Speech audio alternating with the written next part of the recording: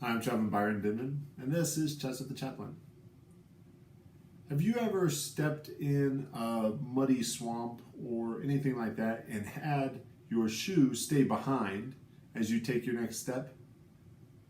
In one of my favorite TV shows, this happens to one of the leading characters as he's running in his brand new white tennis shoes, and one of them gets stuck, and because they're running for their lives, he doesn't go back to get it.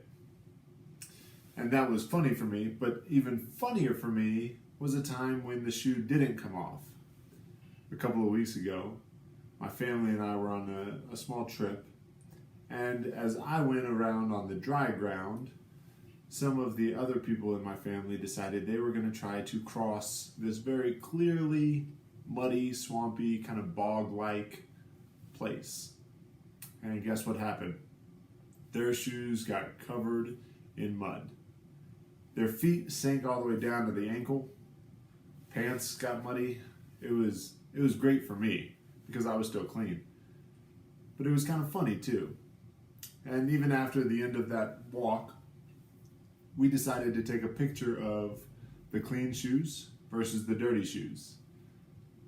Our family enjoyed that moment, but there's something frustrating about stepping into a swamp and getting your shoes covered in mud. Or if you're walking on a ruck march and you step into one of those places where all of a sudden you're ankle deep or worse in a soft spot on the ground. It's not a great experience. It's not something that most of us enjoy. And the problem with the swamp is it's somewhere in between ground and water. If you look out and you see a lake, you will very clearly say to yourself, oh, I'm not walking through that.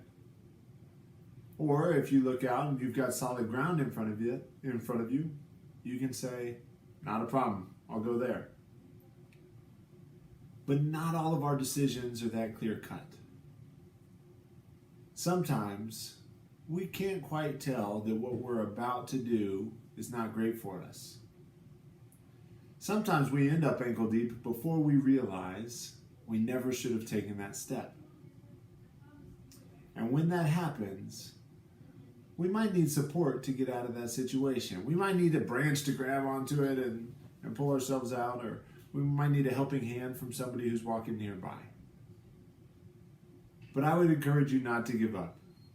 I would encourage you to take the perspective that allows you to laugh about your muddy shoes instead of complaining about the shoe that you lost in the mud while you're running away.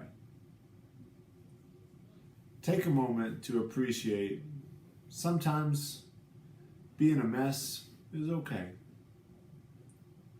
I'm Chaplain Byron Denman. Watch out for the mud.